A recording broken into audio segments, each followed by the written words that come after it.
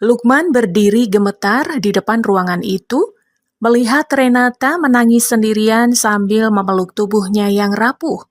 Perempuan terkaya itu menatapnya dengan mata merah dan berbisik, "Jangan pergi dulu, temani aku malam ini." Lukman tidak tahu, wanita yang sedang ia kasihani adalah pewaris keluarga yang telah menghancurkan nama ayahnya dan membuat ibunya hidup dalam luka bertahun-tahun. Ternyata, sebelum cerita ini dimulai, silahkan tulis di kolom komentar kalian menonton dari kota mana. Jangan lupa tekan tombol like dan subscribe channel ini. Sekarang, mari kita mulai ceritanya. Malam itu, gedung kantor milik Renata sudah hampir kosong. Jam di dinding menunjukkan hampir pukul 11 malam. Lampu-lampu panjang di langit-langit masih menyala, tapi sinarnya terasa dingin, seperti tidak punya belas kasihan kepada siapapun yang masih tertinggal di dalam gedung itu. Lukman mendorong troli kebersihan pelan-pelan, melewati lorong lantai paling atas. Roda kecil troli itu berderit halus, membawa ember kuning, kain pel, botol cairan pembersih, dan sisa lelah yang sudah ia tahan sejak pagi. Baju kerja oranye yang ia pakai sudah kusut. Peci hitam di kepalanya sedikit miring. Rambut panjangnya keluar dari sisi peci, basah oleh keringat. Wajahnya tampak letih, tapi matanya masih berusaha sabar. Di saku celananya ada kertas kecil dari apotek. Harga obat ibunya. Angka di kertas itu lebih berat dari semua lantai yang ia pel malam itu. Lukman berhenti sebentar di depan kaca besar. Dari sana ia bisa melihat kota yang penuh cahaya. Gedung tinggi, jalan raya, mobil mewah, dan hidup orang-orang yang tampak jauh sekali dari kehidupannya. Ia menarik nafas pelan. Yang penting ibu bisa minum obat besok. Bisiknya lirih. Tidak apa-apa, Man. Capek sedikit saja. Ia sudah terbiasa bicara kepada dirinya sendiri. Bukan karena ingin terlihat kuat, tapi karena tidak banyak orang yang mau mendengar lelah seorang OB. Bagi sebagian pegawai, Lukman hanya lelaki berseragam oranye yang muncul saat lantai kotor dan menghilang saat ruangan sudah bersih. Tidak ada yang tahu, setiap malam ia pulang ke kontrakan sempit dengan kaki gemetar. Tidak ada yang tahu ia sering menahan lapar supaya ibunya bisa makan bubur hangat. Tidak ada yang tahu ia masih menyimpan sarung tua dari pesantren, satu-satunya benda yang membuatnya merasa pernah punya rumah. Malam itu ia mendapat tugas tambahan. Ada beberapa ruangan di lantai direksi yang harus dibersihkan setelah rapat besar. Kepala bagian hanya berkata cepat tanpa menatap matanya. Bersihkan semuanya sebelum pagi. Jangan banyak tanya. Lukman mengangguk seperti biasa. Ia sampai di depan sebuah pintu kayu besar yang sedikit terbuka. Di daftar tugas, ruangan itu tidak diberi tanda khusus. Lukman mengira itu ruang rapat pribadi yang sudah kosong. Ia mengetuk pelan. Tidak ada jawaban. Ia mengetuk lagi. Masih hening. "Permisi," ucapnya pelan. Lukman mendorong pintu itu dengan hati-hati. Engselnya berbunyi kecil. Ia baru melangkah satu kali ketika tubuhnya membeku. Di sudut ruangan, dekat dinding abu-abu, seorang perempuan duduk memeluk tubuhnya sendiri. Renata, pemimpin perusahaan itu. Perempuan yang selama ini selalu muncul dengan jas rapi, wajah tenang, dan langkah yang membuat semua orang menunduk. Perempuan yang namanya disebut-sebut sebagai pengusaha muda paling kaya. Perempuan yang di mata banyak orang tidak mungkin punya alasan untuk menangis. Tapi malam itu, Renata menangis. Bukan tangis kecil yang ditahan karena malu. Tangis itu keluar seperti luka yang sudah terlalu lama ditutup. Pipinya basah.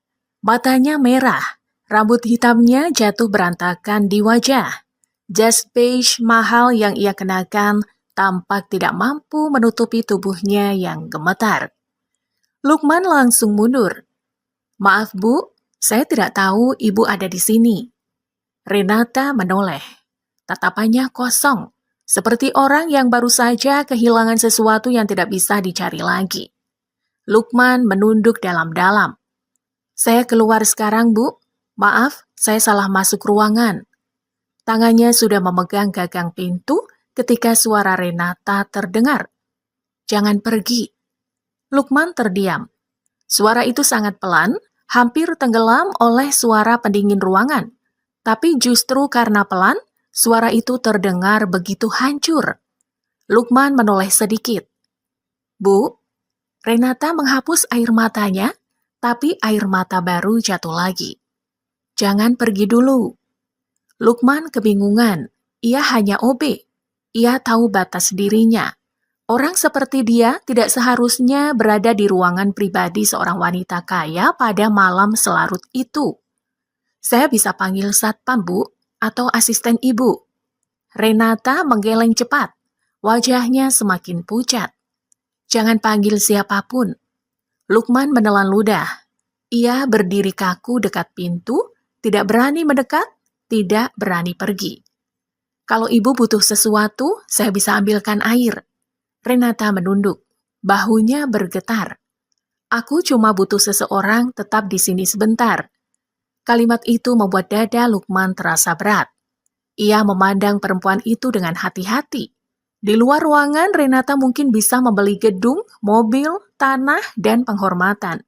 Tapi malam ini, di sudut dinding dingin itu, ia terlihat seperti anak kecil yang ditinggalkan semua orang. Lukman menarik kursi kecil di dekat pintu. Ia duduk jauh dari Renata, menjaga jarak dengan sopan. "Saya duduk di sini saja, Bu. Saya tidak akan mengganggu." Renata mengangguk lemah. Beberapa menit berlalu tanpa kata. Hanya suara isak Renata yang sesekali pecah. Lukman menunduk menatap lantai, tapi hatinya tidak bisa tenang. Ia teringat ibunya di kontrakan. Teringat wajah pucat yang selalu tersenyum walau sakit. Teringat pesan ibunya setiap kali Lukman berangkat kerja. "Jangan merasa rendah hanya karena pekerjaanmu membersihkan kotoran orang. Yang kotor itu bukan pekerjaan, Man. Yang kotor itu hati yang merendahkan sesama."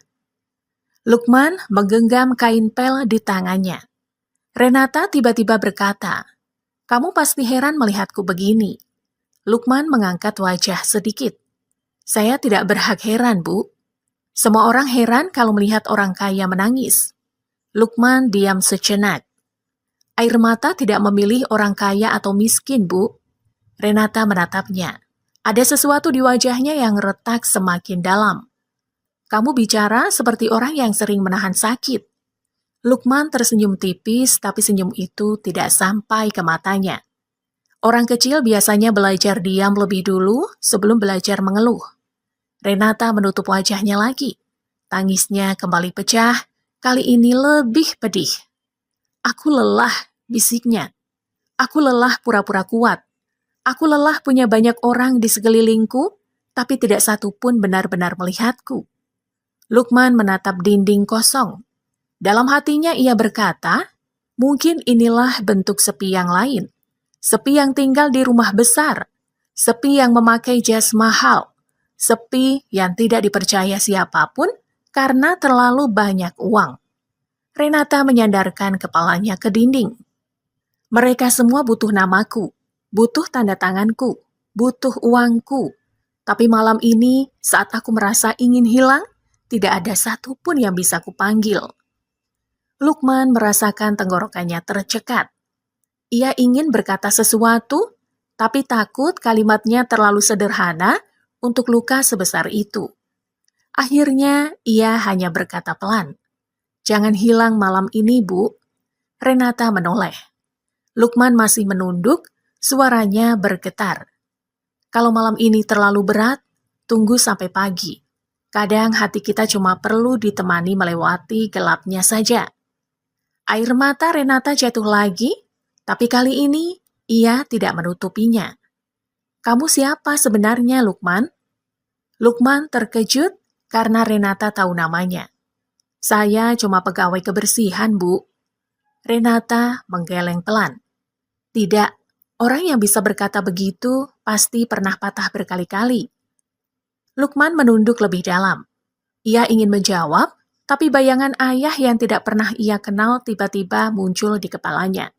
Nama ayahnya selalu menjadi bisik-bisik buruk dalam hidupnya. Ibunya tidak pernah banyak bercerita, hanya menangis diam-diam setiap kali Lukman bertanya.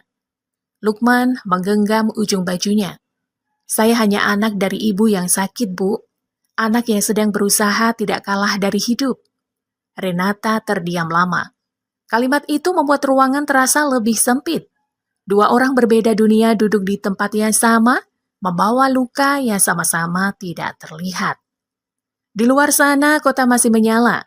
Orang-orang mungkin mengira lantai tertinggi gedung itu adalah tempat paling dekat dengan langit. Tapi malam itu, Lukman merasa ruangan itu justru seperti dasar sumur yang gelap. Renata memeluk tubuhnya lebih erat. Kalau suatu hari kamu tahu aku tidak sebaik yang kamu kira, apa kamu akan pergi juga? Lukman tidak paham maksudnya. Tapi dari suara Renata, ia menangkap ketakutan yang dalam. Ia menjawab pelan. Saya tidak tahu masa lalu ibu, tapi malam ini saya hanya melihat orang yang sedang terluka. Renata memejamkan mata, tangisnya mengalir tanpa suara. Lukman duduk tetap di dekat pintu sampai waktu berjalan lambat. Ia tidak banyak bicara, ia hanya ada di sana. Kadang kehadiran yang diam lebih berarti daripada nasihat panjang. Menjelang tengah malam, Renata mulai tenang. Nafasnya masih berat, tapi tangisnya mereda. Terima kasih, ucapnya lirih. Lukman berdiri pelan. Saya bersihkan ruangan lain dulu, Bu. Renata memandangnya dengan mata basah. Besok, jangan bilang siapa-siapa tentang malam ini. Lukman mengangguk. Saya bukan orang yang suka membuka luka orang lain, Bu. Ia mendorong troli keluar ruangan. Saat tangannya menyentuh gagang pintu, Renata memanggil lagi. Lukman, ia berhenti. Besok malam, kalau kamu masih ada tugas di lantai ini, bolehkah kamu lewat sebentar? Lukman menatap lantai. Hatinya gelisah, tapi ada rasa iba yang tidak bisa ia bohongi. Saya akan lewat kalau memang masih ditugaskan, Bu. Renata mengangguk lemah. Lukman keluar dan menutup pintu pelan-pelan. Di lorong yang panjang, ia berdiri diam beberapa detik. Dadanya terasa aneh. Ia datang hanya untuk membersihkan lantai, tapi pulang membawa rahasia tangis perempuan paling kaya di gedung itu. Di balik pintu, Renata masih duduk memeluk dirinya sendiri. Di luar pintu, Lukman mendorong troli dengan langkah berat. Malam itu, tidak satu pun dari mereka tahu bahwa pintu yang salah itu bukan sekedar kesalahan kecil, melainkan awal dari terbukanya luka lama yang selama bertahun-tahun dikubur dalam nama keluarga, uang, dan air mata. Pagi datang terlalu cepat untuk orang-orang yang belum selesai menangis. Lukman berdiri di depan wastafel ruang kebersihan, membasuh wajahnya dengan air dingin. Matanya merah karena kurang tidur, tapi ia tetap memakai seragam oranye itu dengan rapi. Peci hitamnya ia betulkan berkali-kali, seolah kerapian bisa menyembunyikan sesuatu yang semalam ia lihat. Tangan Renata yang gemetar, suara Renata yang meminta jangan pergi, dan mata perempuan itu, mata yang seperti sudah lama tidak dipercaya oleh siapapun. Lukman menatap bayangannya sendiri di cermin kecil yang retak di sudut. Jangan ikut campur, Man, bisiknya kepada diri sendiri. Kamu cuma petugas kebersihan. Jangan merasa jadi siapa-siapa hanya karena semalam dia menangis di depanmu. Tapi semakin ia melarang dirinya memikirkan Renata, semakin jelas suara perempuan itu terdengar di kepalanya. Aku cuma butuh seseorang tetap di sini sebentar. Kalimat itu menempel seperti luka baru. Di lantai direksi, pagi selalu bergerak cepat. Para pegawai datang dengan pakaian wangi, tas mahal, dan wajah yang dipasang rapi. Mereka bicara tentang rapat, keuntungan, target, dan nama-nama besar. Tidak ada yang bicara tentang lelah. Tidak ada yang bertanya siapa yang membersihkan lantai ketika mereka sudah pulang. Lukman mengepel dekat lift ketika pintu terbuka. Renata keluar. Hari itu, ia kembali menjadi sosok yang semua orang kenal. Rambutnya tertata, jas beige-nya bersih, wajahnya tenang. Tidak ada sisa perempuan yang semalam duduk di lantai sambil memeluk diri. Tidak ada tanda bahwa ia pernah hampir hancur di sudut ruangan. Para pegawai langsung menunduk. "Selamat pagi, Bu Renata." Renata hanya mengangguk kecil. Lukman menyingkir ke tepi lorong, memberi jalan. Ia menunduk seperti biasa, berharap Renata melewatinya tanpa berhenti. Tapi langkah Renata berhenti tepat di depannya. "Lukman?" Suara itu membuat kepala beberapa pegawai langsung menoleh. Lukman mengangkat wajah sedikit. "Iya, Bu." Renata menatapnya sebentar. Matanya tenang, tapi ada lelah tipis yang hanya Lukman sadari. "Terima kasih untuk semalam." Lorong itu mendadak lebih sunyi. Lukman merasakan darahnya berdesir. Ia ingin segera menjawab agar keadaan tidak semakin aneh. "Saya hanya menjalankan tugas, Bu."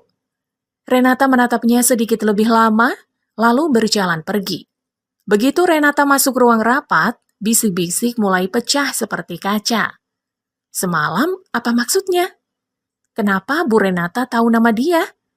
Obi sekarang pintar cari perhatian. So alim, tapi lihat saja dekat-dekat orang penting. Lukman tetap mengepel lantai yang sebenarnya sudah bersih. Ia menunduk seolah tidak mendengar apapun.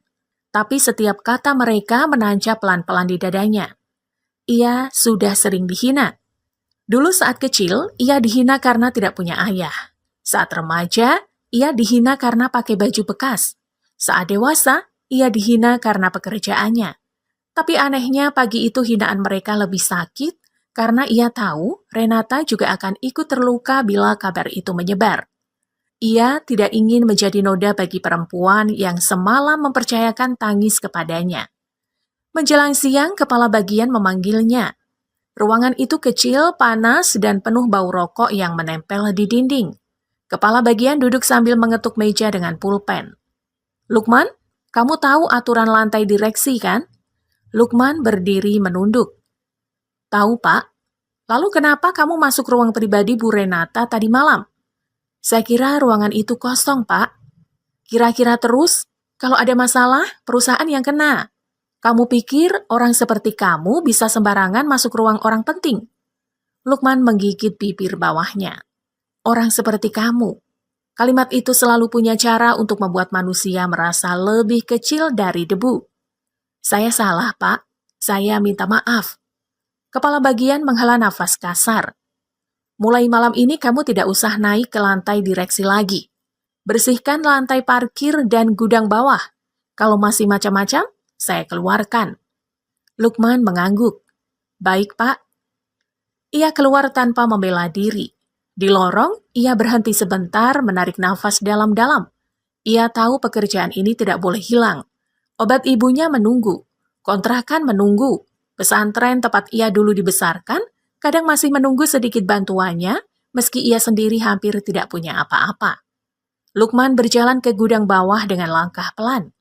Di dalam hatinya ada suara kecil yang berkata, "Jangan pernah berharap dunia akan lembut kepadamu hanya karena kamu sedang lelah." Sore menjelang malam, hujan turun deras di luar gedung. Air menampar kaca-kaca tinggi seperti seseorang yang ingin masuk tapi tidak diizinkan.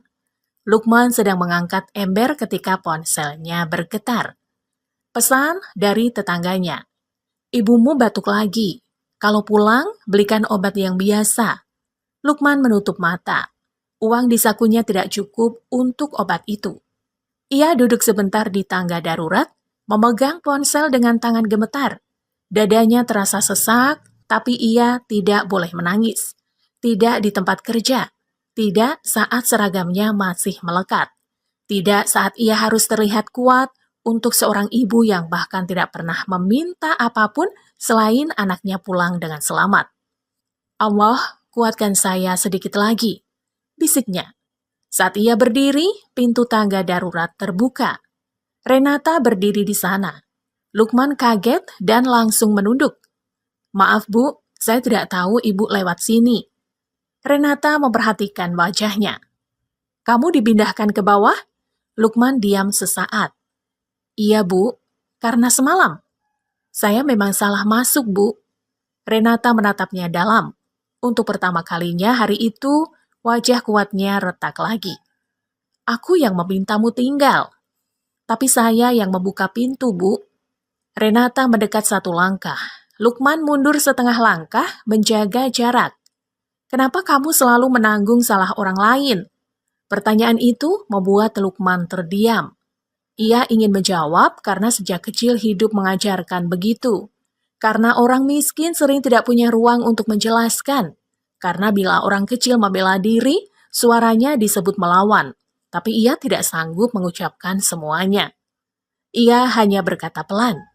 Karena kalau saya ribut, yang hilang pekerjaan saya, Bu, bukan mereka. Renata seperti tertampar.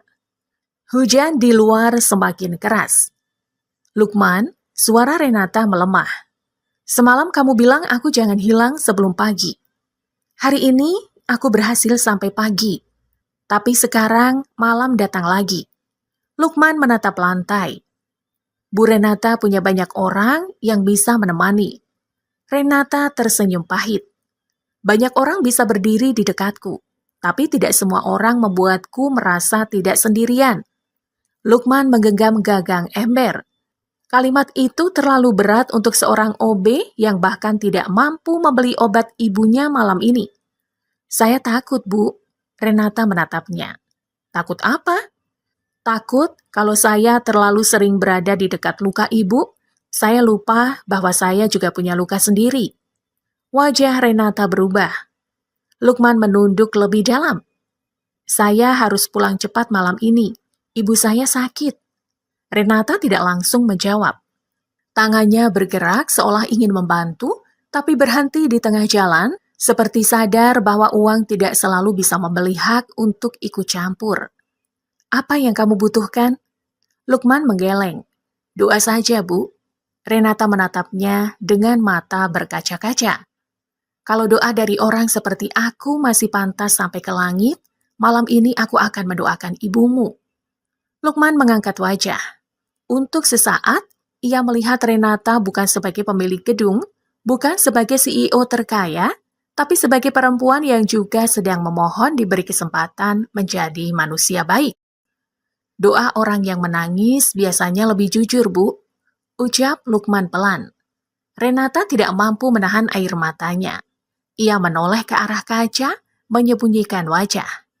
Lukman pamit dengan sopan, lalu turun membawa ember kosong. Tapi malam itu, ada sesuatu yang tertinggal di tangga darurat. Renata berdiri sendirian, menatap hujan yang jatuh tanpa suara di balik kaca. Sementara Lukman berjalan pulang menembus malam, membawa uang yang tidak cukup, tubuh yang lelah, dan doa seorang perempuan kaya yang diam-diam mulai takut kehilangan satu-satunya orang yang pernah melihat tangisnya tanpa menghakimi. Lukman sampai di kontrakan hampir pukul 1 malam. Hujan belum berhenti. Air menetes dari ujung rambutnya yang keluar dari peci hitam. Seragam oranye di tubuhnya basah di bagian pundak dan lengan. Sepatunya membawa lumpur dari gang sempit menuju pintu kayu kecil yang sudah mulai rapuh. Di dalam, lampu redup menyala kuning. Ibu, panggil Lukman pelan. Bu Sari terbaring di kasur tipis dekat dinding. Wajahnya pucat, bibirnya kering, tapi ketika melihat Lukman masuk, ia tetap memaksakan senyum. Kamu sudah pulang, Man? Lukman cepat-cepat melepas sepatu, lalu mendekat dan mencium tangan ibunya. Tangan itu hangat tapi lemah.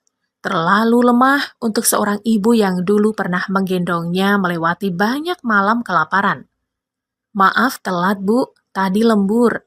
Bu Sari mengusap kepala anaknya. Kamu basah semua. Tidak apa-apa. Yang penting ibu sudah minum obat? Bu Sari terdiam sebentar. Lukman tahu arti diam itu. Ia menoleh ke meja kecil. Obat yang lama sudah habis. Bubur di mangkuk juga hanya tersisa sedikit, mungkin karena ibunya menunggu dia pulang. Dada Lukman terasa remuk. Ibu belum minum obat. Bu Sari tersenyum seolah itu bukan masalah besar. Besok saja, Man. 1 malam tidak apa-apa. Lukman menunduk.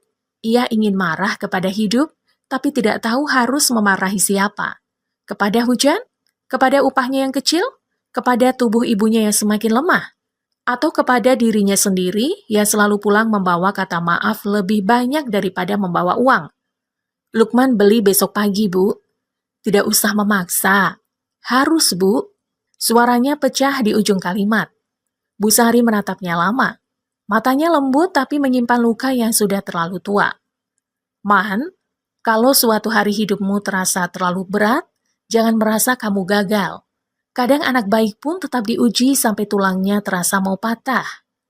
Lukman duduk di lantai, bersandar pada dinding. Lukman cuma takut, Bu. Takut apa? Takut suatu hari Lukman pulang, tapi ibu sudah tidak memanggil nama Lukman lagi. Bu Sari memejamkan mata. Air mata kecil jatuh dari sudut matanya. Jangan bicara begitu. Lukman cepat mengusap air mata ibunya. Maaf, Bu. Malam itu Lukman tidak langsung tidur. Setelah mengganti baju, ia duduk di samping kasur ibunya, menatap wajah perempuan yang selama ini menjadi satu-satunya alasan ia bertahan. Di luar, hujan menabrak atap seng. Di dalam, Lukman menghitung uang di dompetnya berkali-kali, seolah angka kecil itu bisa berubah kalau ia cukup lama memohon. Tapi uang tetap uang. Kurang. Pagi harinya, Lukman berangkat lebih awal. Sebelum ke kantor, ia mampir ke pesantren Darul Ikhlas, tempat ia dibesarkan setelah ayahnya meninggal. Pesantren itu berada di ujung kampung, di antara rumah warga dan tanah kosong yang mulai dipasangi pagar seng. Bangunannya sederhana, cat dindingnya mengelupas, musola kecilnya sudah tua. Tapi bagi Lukman, tempat itu lebih hangat daripada gedung tinggi manapun. Di halaman, beberapa anak yatim sedang menyapu daun kering. Mereka berlari kecil saat melihat Lukman. Kang Lukman datang. Lukman tersenyum meski hatinya berat. Sudah sarapan belum?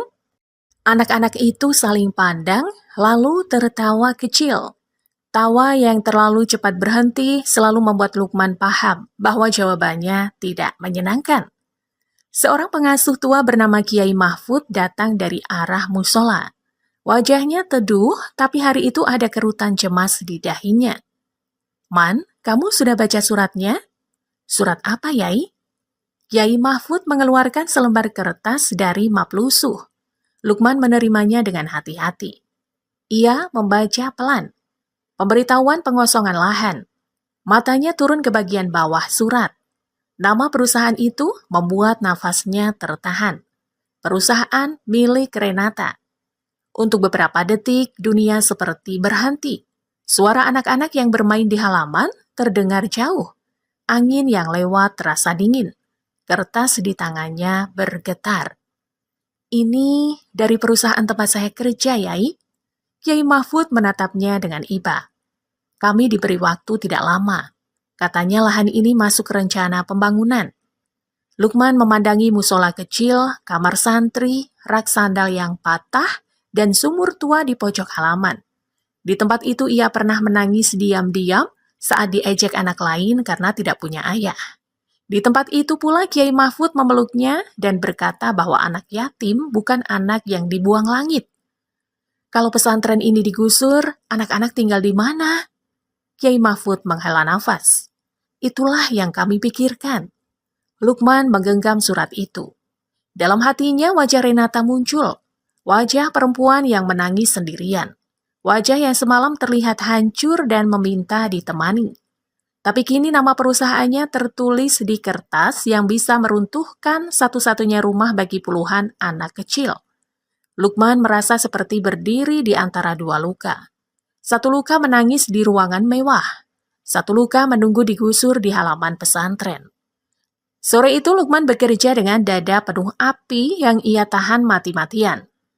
Ia mengepel lantai, membuang sampah, mengangkat ember, tapi pikirannya terus kembali pada surat itu.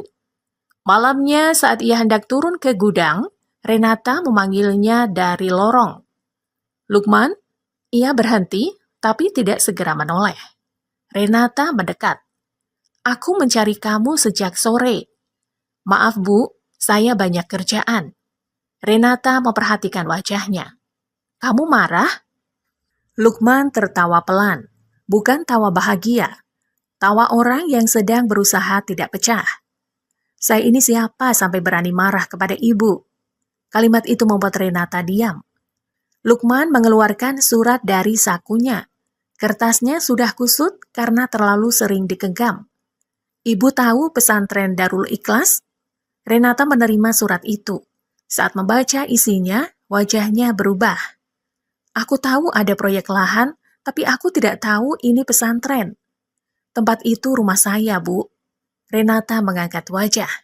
Lukman menatapnya untuk pertama kali tanpa menunduk penuh. Di sana saya belajar mengaji. Di sana saya tidur ketika ibu saya tidak mampu bayar kontrakan. Di sana anak-anak yatim makan meski cuma dengan sayur bening. Kalau bangunan itu diratakan, mereka harus pergi kemana? Renata tidak menjawab.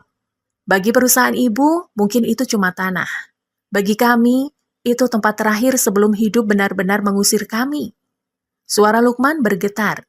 Ia ingin tetap sopan, tapi sakitnya terlalu penuh.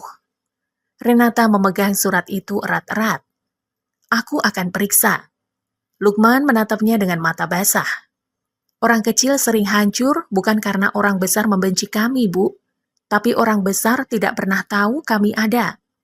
Renata seperti kehilangan nafas. Lukman menunduk kembali. Maaf, saya lancang. Ia berbalik dan pergi sebelum air matanya jatuh di depan Renata. Di lorong yang dingin itu, Renata berdiri sendiri sambil memegang surat penggusuran. Untuk pertama kalinya ia merasa gedung tinggi yang ia miliki bukan tanda keberhasilan, melainkan bayangan besar yang jatuh menimpa orang-orang kecil. Sementara di lift turun menuju lantai bawah, Lukman memejamkan mata. Ia berbisik sangat pelan. Allah, jangan biarkan aku membenci orang yang semalam aku kasihi karena iba.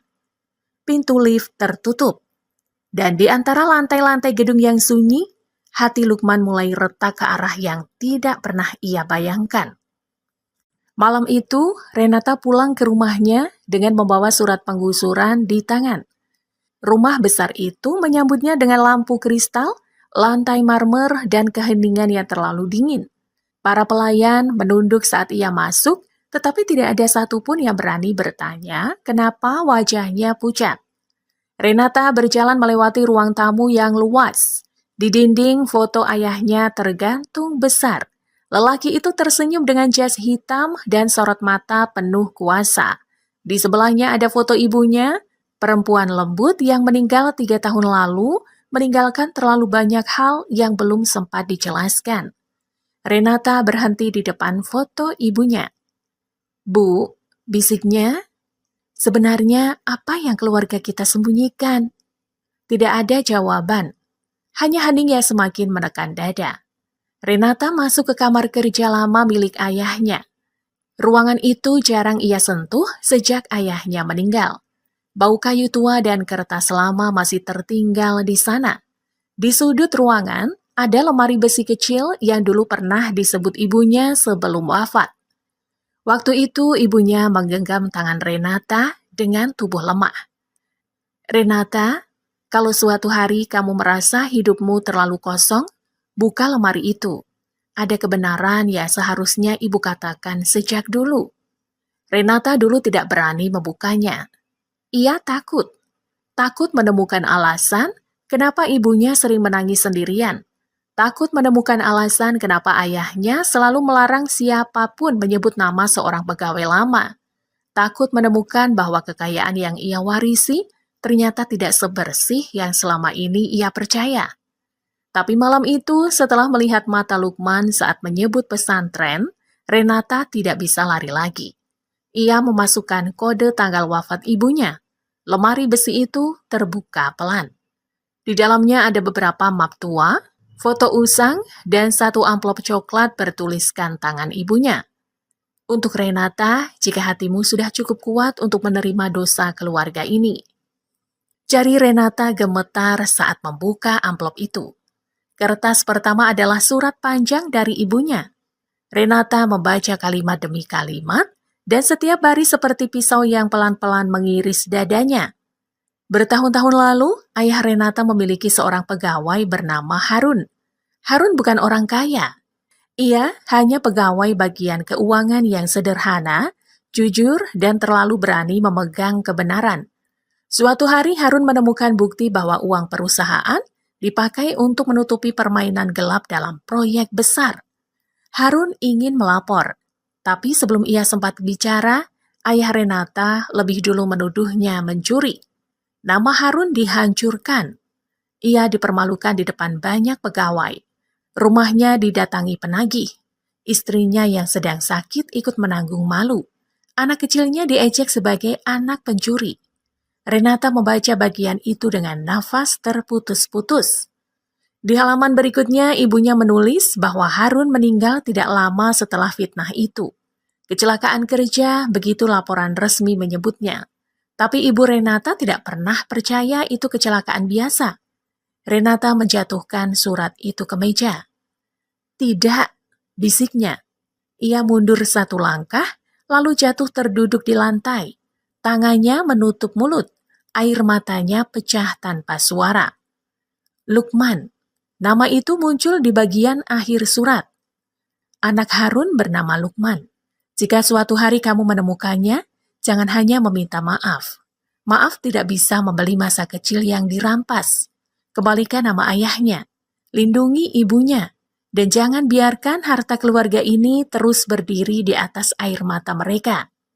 Renata memukul dadanya sendiri pelan, seperti ingin mengusir sesak yang menumpuk di dalam. Ya Allah, selama ini aku ditemani anak dari orang yang dihancurkan keluargaku. Bayangan Lukman muncul di pikirannya. Lukman yang duduk di dekat pintu agar Renata merasa aman. Lukman yang berkata agar ia menunggu pagi. Lukman yang menunduk saat dihina. Lukman yang meminta doa untuk ibunya. Renata menangis semakin keras. Untuk pertama kalinya ia tidak menangis karena kesepiannya sendiri. Ia menangis karena sadar mungkin selama ini ia kesepian bukan karena dunia terlalu jahat kepadanya, tetapi karena hidup sedang memintanya melihat luka orang lain yang lebih dalam. Di sisi lain kota, Lukman duduk di samping ibunya. Bu Sari baru saja terbatuk lama. Nafasnya masih berat. Lukman mengompres kening ibunya dengan kain basah, lalu membetulkan selimut tipis yang menutupi tubuh renta itu. Man, panggil Bu Sari pelan. Iya, Bu. Besok kamu kerja? Kerja, Bu. Tapi pagi Lukman beli obat dulu. Bu Sari menatap wajah anaknya lama sekali. Jangan terlalu memaksa. Ibu tahu kamu lelah. Lukman tersenyum kecil. Lukman tidak apa-apa. Bu Sari mengangkat tangan lemah, menyentuh pipi Lukman. Kalimat tidak apa-apa itu sering dipakai orang yang paling hancur. Lukman menunduk. Air matanya hampir jatuh, tapi ia tahan. Bu Sari menarik nafas pelan. Kalau suatu hari kamu tahu kebenaran tentang ayahmu, jangan biarkan hatimu menjadi gelap. Tubuh Lukman menegang. Ayah, Bu Sari memejamkan mata. Wajahnya tampak letih, seperti membawa rahasia terlalu lama. Ayahmu bukan pencuri, Man. Kalimat itu jatuh begitu pelan, tetapi menghantam seluruh hidup Lukman. Ia menatap ibunya dengan mata membesar. Bu, apa maksud ibu? Bu Sari menangis. Air matanya mengalir ke pelipis. Ibu belum kuat cerita semuanya. Tapi ingat, ayahmu orang baik. Orang yang terlalu jujur di tempat yang salah. Lukman menggenggam tangan ibunya. Siapa yang membuat ayah seperti itu, Bu? Bu Sari menggeleng pelan. Nafasnya tersengal. Belum sekarang. Lukman ingin mendesak, tapi melihat ibunya kesulitan bernafas, ia menelan semua pertanyaan.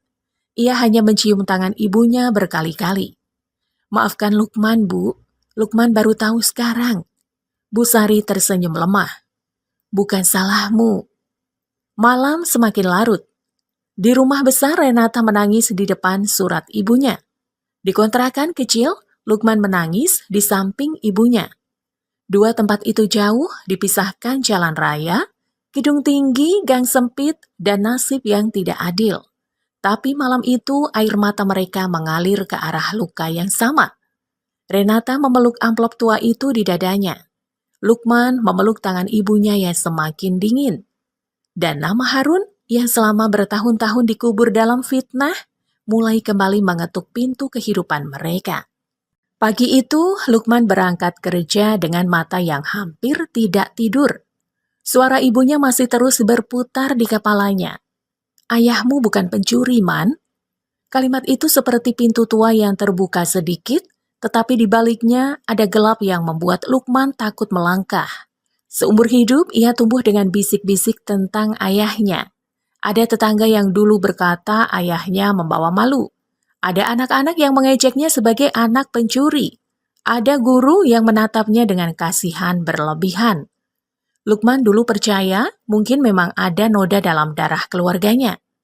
Tapi semalam ibunya menangis dan berkata ayahnya orang baik. Orang yang terlalu jujur di tempat yang salah. Di ruang kebersihan, Lukman mencuci kain pel sambil menunduk.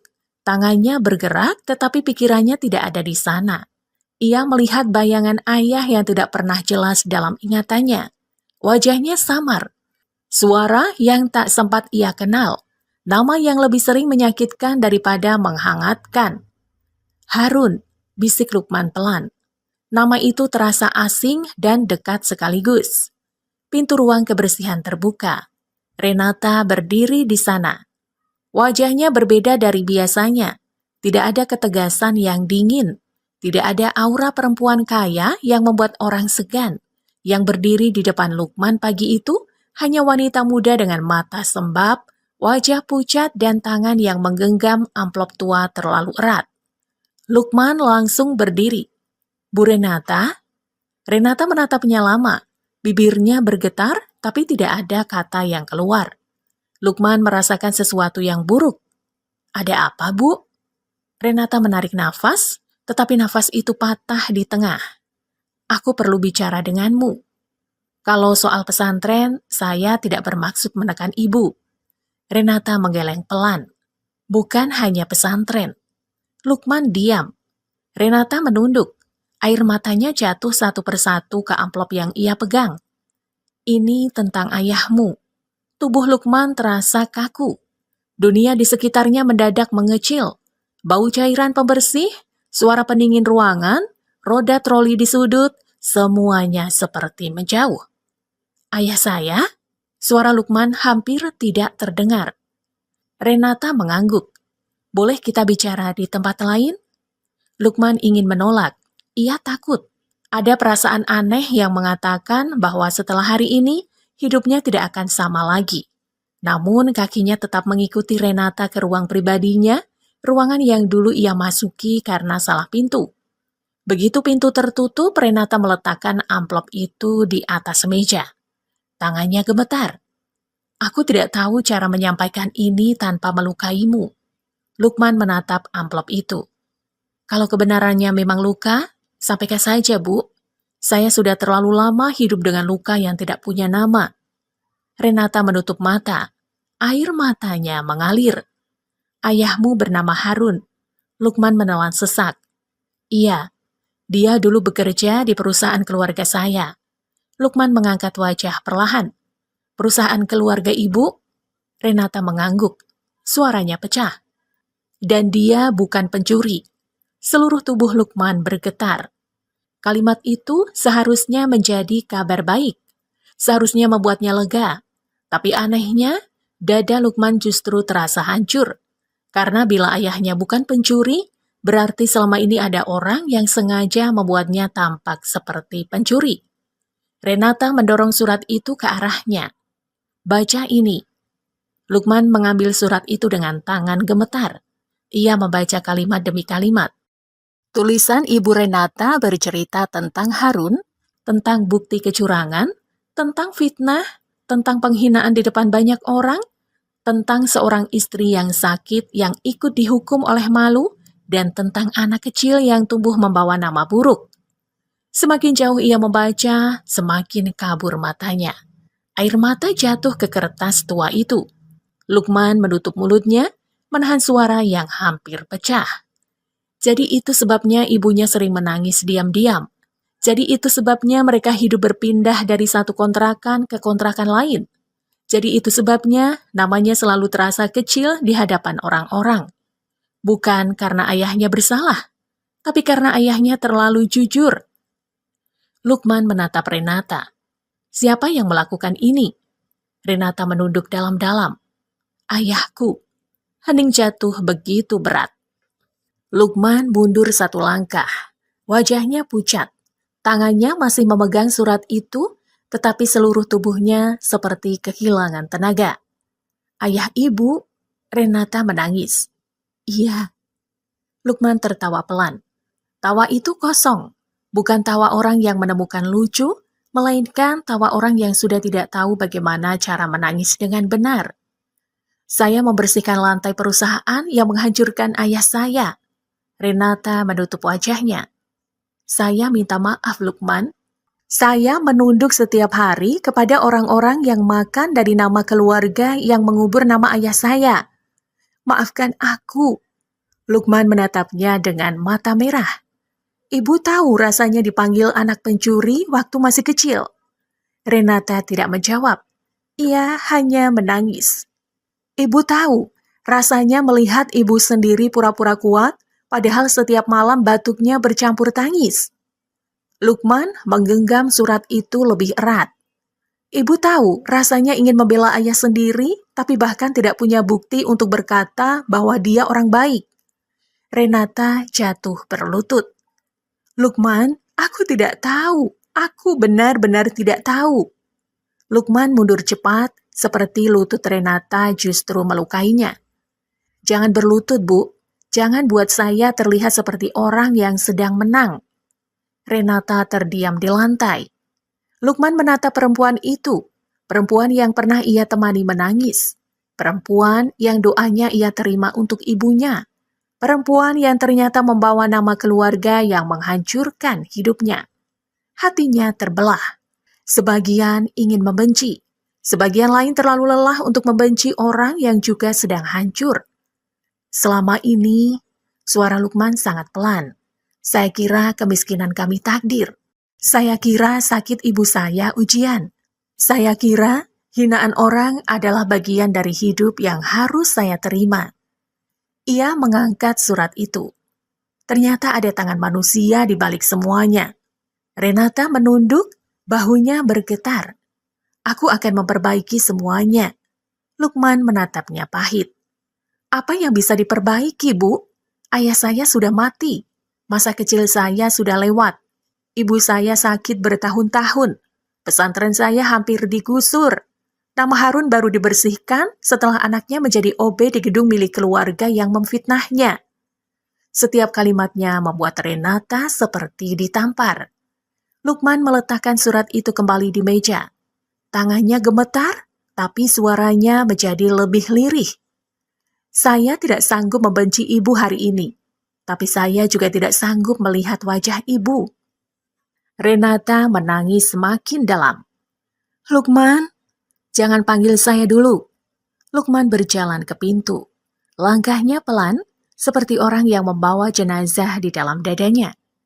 Sebelum keluar, ia berhenti sebentar tanpa menoleh. Terima kasih, karena akhirnya saya tahu ayah saya bukan pencuri. Renata mengangkat wajah dengan air mata yang terus jatuh. Lukman melanjutkan dengan suara hampir habis. Tapi terlambat sekali, Bu. Terlambat sampai rasanya kebenaran ini pun ikut menyakiti. Ia membuka pintu dan pergi. Di lorong, Lukman berjalan tanpa melihat siapapun. Air matanya jatuh, tetapi ia tidak menghapusnya. Untuk pertama kali dalam hidupnya, ia menangis bukan karena malu menjadi anak Harun.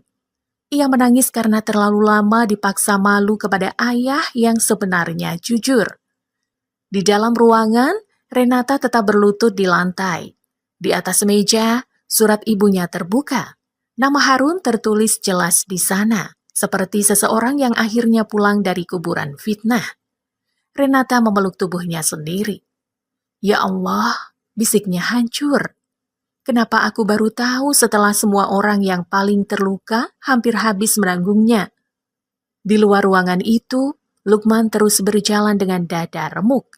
Setiap langkah terasa seperti melewati masa kecilnya sendiri yang dulu menangis sendirian, menunggu seseorang datang dan berkata bahwa ayahnya bukan orang jahat. Lukman tidak langsung pulang setelah keluar dari ruangan Renata. Ia berjalan tanpa arah di sepanjang trotoar depan gedung. Seragam oranye masih melekat di tubuhnya. Peci hitamnya basah oleh gerimis. Di tangannya, surat tua itu ia genggam seperti menggenggam pecahan kaca. Ayahnya bukan pencuri. Kalimat itu seharusnya membuatnya lega, tetapi yang datang justru rasa sakit yang lebih dalam. Karena kebenaran itu datang ketika ayahnya sudah lama dikubur, ketika ibunya sudah terlalu tua menanggung malu, ketika masa kecilnya sudah habis dipenuhi hinaan.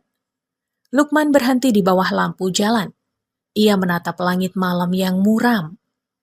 Allah, bisiknya dengan suara bergetar. Kenapa kebenaran sering datang setelah hati manusia hampir tidak sanggup menerimanya? Ia menutup wajah dengan kedua tangan. Untuk pertama kali setelah sekian lama, Lukman menangis di jalan. Bukan tangis yang keras, tapi tangis orang yang seluruh tubuhnya sudah terlalu lelah untuk marah.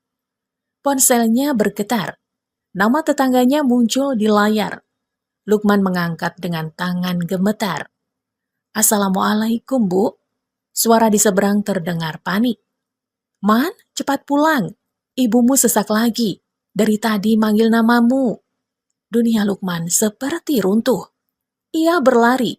Tidak peduli hujan mulai deras. Tidak peduli kakinya menabrak genangan. Tidak peduli nafasnya terasa terbakar. Yang ada di kepalanya hanya wajah ibunya, tangan ibunya, suara ibunya yang selalu memanggilnya pulang. Saat sampai di gang kontrakan, beberapa tetangga sudah berdiri di depan pintu. Wajah mereka membuat dada Lukman semakin sesak. "Bu," panggilnya. Ia masuk dan melihat Bu Sari terbaring lemah di kasur tipis. Nafasnya pendek-pendek, bibirnya pucat. Di samping bantal, tasbih kecilnya tergenggam longgar. Lukman menjatuhkan diri di sampingnya. "Ibu, Lukman pulang." Bu Sari membuka mata pelan. Senyumnya muncul tipis sekali, seperti cahaya kecil yang hampir padam. "Kamu kehujanan, Man." Lukman menggenggam tangan ibunya. "Jangan pikirkan itu, Bu. Lukman panggil dokter ya." Bu Sari menggeleng lemah. "Duduk dulu.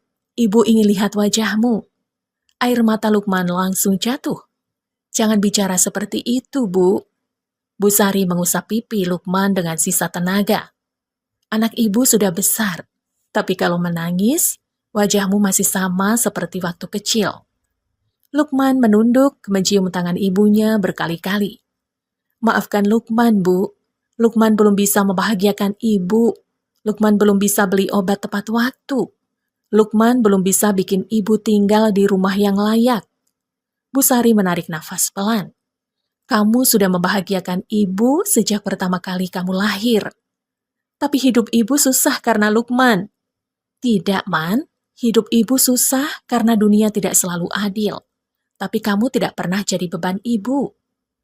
Lukman menggigit bibirnya, menahan tangis yang makin pecah. Ia mengeluarkan surat tua itu dari balik bajunya. Kertasnya lembab terkena hujan. "Bu, Lukman sudah tahu. Ayah bukan pencuri."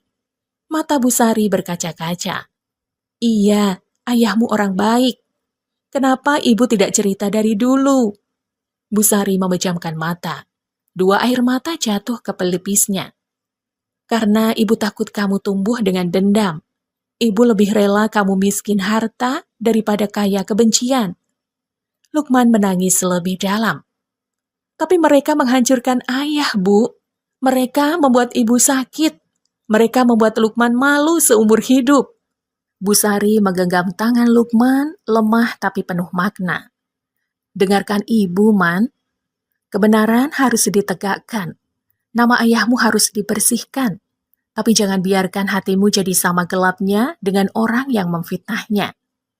Lukman menunduk di tepi kasur. Lukman tidak tahu harus bagaimana. Setiap melihat wajah Bu Renata, Lukman ingat ayah. Tapi setiap mengingat dia menangis malam itu, Lukman juga tidak sanggup membencinya sepenuhnya. Bu Sari tersenyum kecil. Berarti hatimu masih hidup. Ibu tidak marah kepada keluarga mereka? Sakit, Man. Ibu sakit sekali. Tapi marah yang terlalu lama hanya membuat ibu kehilangan kamu juga. Lukman terdiam. Kalimat itu masuk ke dadanya seperti doa yang pedih. Bu Sari menatap langit-langit kontrakan yang kusam. Ayahmu dulu pernah bilang, orang jujur bisa kalah di dunia, tapi tidak akan hilang di hadapan Allah. Lukman memejamkan mata. Lukman akan bersihkan nama ayah, Bu. Lukman janji. Iya, tapi berjanjilah satu lagi. Apapun, Bu. Kalau Renata datang meminta maaf, dengarkan dulu. Dosa ayahnya jangan kamu ikatkan ke lehernya selamanya. Lukman terisak. Kenapa ibu masih bisa selembut itu setelah semua yang terjadi? Bu Sari mengusap kepala Lukman. Karena ibu sudah terlalu lama hidup dengan luka. Ibu tidak mau meninggalkan luka yang sama di hatimu. Nafas Bu Sari semakin berat. Lukman panik. Bu, tahan sebentar. Lukman panggil bantuan. Bu Sari menahan tangannya. Jangan pergi, temani ibu sebentar. Kalimat itu membuat tubuh Lukman membeku. Sama seperti malam ketika Renata memintanya jangan pergi. Tapi kali ini, orang yang meminta ditemani adalah perempuan yang menjadi seluruh dunianya. Lukman menempelkan keningnya ke tangan ibunya. Ibu, jangan tinggalin Lukman. Bu Sari tersenyum dengan mata setengah terbuka. Kamu tidak pernah sendirian, Man. Allah dekat. Ayahmu menunggu dengan nama yang bersih. Dan ibu akan tetap hidup dalam doa-doamu. Ibu, jadi anak baik. Jangan rendahkan pekerjaanmu. Jangan malu jadi anak Harun. Jangan lupa, pulanglah ke pesantren kalau dunia terasa terlalu keras. Suara Bu Sari semakin lirih. Lukman menggenggam tangannya lebih kuat. Bu, lihat Lukman, jangan tidur dulu. Bu Sari menatap anaknya lama sekali, seolah ingin menyimpan wajah Lukman sampai akhir. Anak ibu, maaf karena ibu tidak bisa menemanimu lebih lama. Nafas itu berhenti pelan. Tasbih kecil terlepas dari genggaman Bu Sari. Lukman terdiam beberapa detik sebelum tubuhnya menolak mengerti. Lalu ia memeluk ibunya. Bu, bangun Bu, Lukman sudah pulang. Ibu tadi bilang mau lihat wajah Lukman. Ini Lukman di sini, Bu. Tetangga di belakangnya mulai menangis. Lukman tetap memeluk tubuh ibunya, mengguncangnya pelan, memanggil namanya berkali-kali dengan suara yang makin hancur. Di luar kontrakan, hujan turun semakin deras. Di ujung gang, Renata berdiri dengan payung hitam. Ia baru datang setelah mendapat kabar dari salah satu pegawai. Dari jauh, ia melihat Lukman memeluk tubuh ibunya yang sudah diam. Langkah Renata berhenti. Semua kata maaf yang ia siapkan mendadak terasa hina. Lukman menoleh. Matanya merah, wajahnya basah oleh air mata dan hujan. Pulanglah, Bu Renata. Renata menangis tanpa suara. Lukman memeluk ibunya lebih erat. Malam ini saya tidak punya tempat lagi untuk menampung luka siapapun selain luka ibu saya. Pagi pemakaman Bu Sari terasa seperti hari yang kehilangan warna. Langit mendung. Tanah di pemakaman masih basah oleh hujan semalam. Beberapa tetangga berdiri memegang payung. Sebagian anak pesantren datang dengan sarung sederhana dan mata sembab. Tidak ada karangan bunga mewah. Tidak ada iring-iringan besar. Hanya doa pelan, tanah merah, dan seorang anak yang berdiri kaku di samping makam ibunya. Lukman menatap liang lahat itu tanpa berkedip. Semalam ibunya masih memanggil namanya. Pagi ini, yang tersisa hanya tanah yang perlahan menutup tubuh perempuan paling sabar dalam hidupnya. Kiai Mahfud berdiri di samping Lukman, membaca doa dengan suara bergetar. Anak-anak pesantren ikut menunduk. Beberapa dari mereka menangis karena Bu Sari sering mengirim nasi bungkus untuk mereka, meski hidupnya sendiri kekurangan. Lukman menggenggam tasbih kecil milik ibunya. Dalam hatinya ia berkata, "Bu, Lukman sudah pulang, tapi rumah Lukman ikut pergi bersama ibu." Dari kejauhan Renata berdiri memakai pakaian hitam sederhana. Tidak ada pengawal, tidak ada mobil mewah yang dipamerkan. Ia datang dengan wajah pucat, kedua tangannya saling menggenggam seperti orang yang sedang menahan diri agar tidak runtuh. Ia tidak berani mendekat.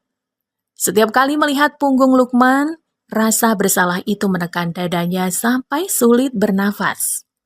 Setelah pemakaman selesai, orang-orang mulai pergi perlahan. Lukman masih berdiri di depan makam. Matanya kosong. Kiai Mahfud menepuk pundaknya pelan.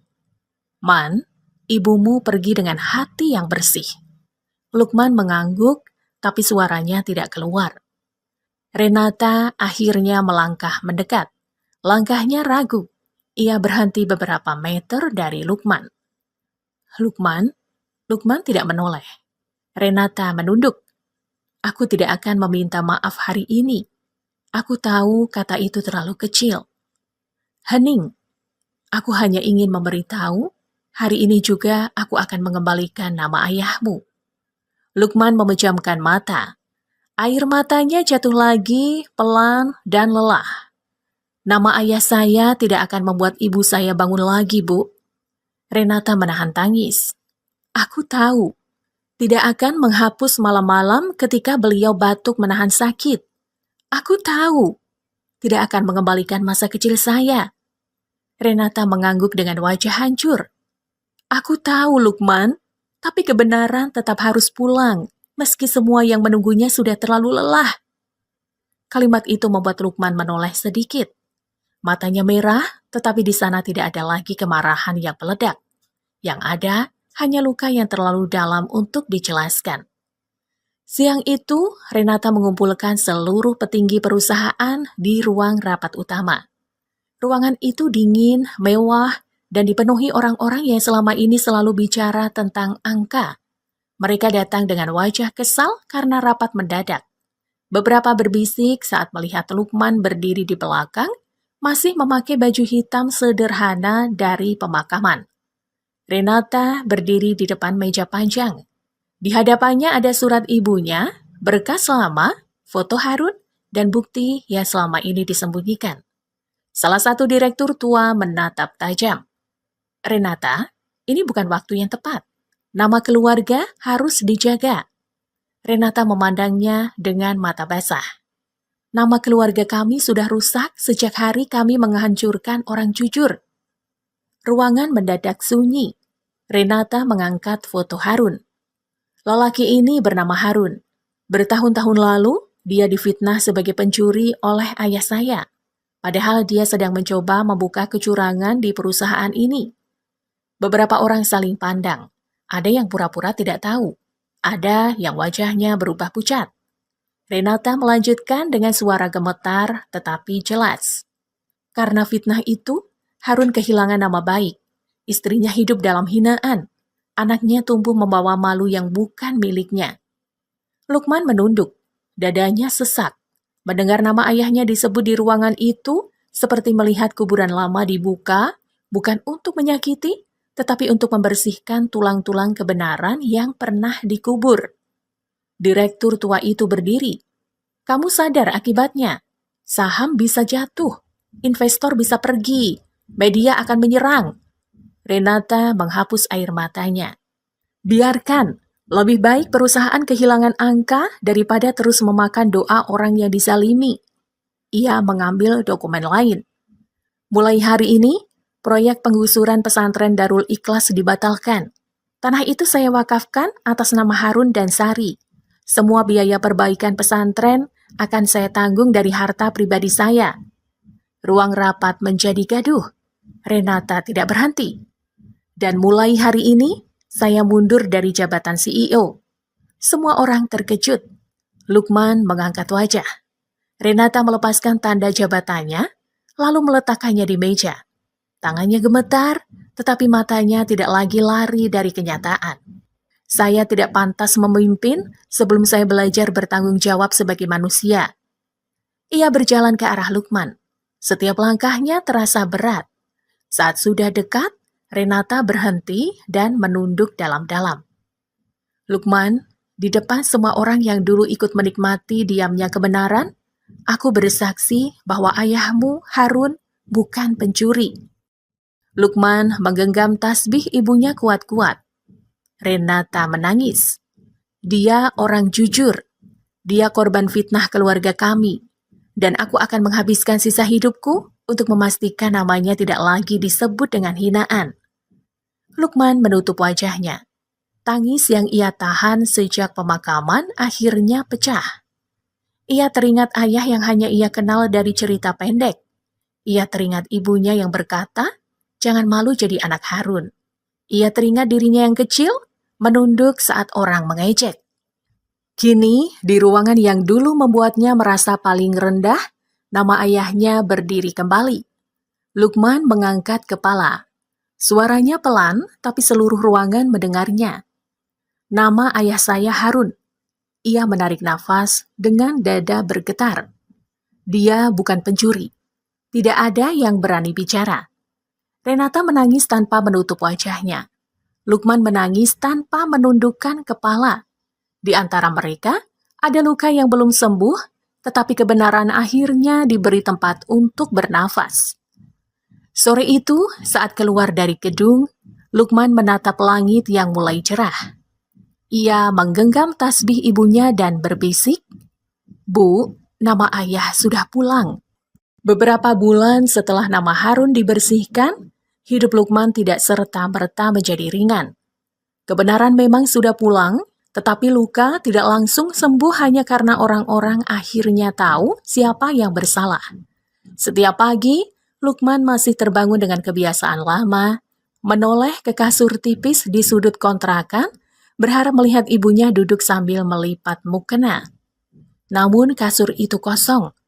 Yang tersisa hanya tasbih kecil, selendang lusuh, dan aroma minyak kayu putih yang masih samar melekat di bantal. Lukman sering duduk lama di lantai, memegang tasbih itu sambil berbisik. "Bu, hari ini Lukman kuat, tapi kuatnya sedikit saja." Ia tidak lagi bekerja sebagai OB di gedung Renata. Setelah semua terbuka, banyak orang meminta ia menerima jabatan, uang ganti rugi, bahkan rumah baru. Tapi Lukman menolak sebagian besar tawaran itu, bukan karena ia sombong, melainkan karena hatinya belum siap menerima sesuatu dari tempat yang pernah merampas begitu banyak hal. Ia memilih tinggal dekat pesantren Darul Ikhlas. Pesantren itu kini berdiri lebih layak.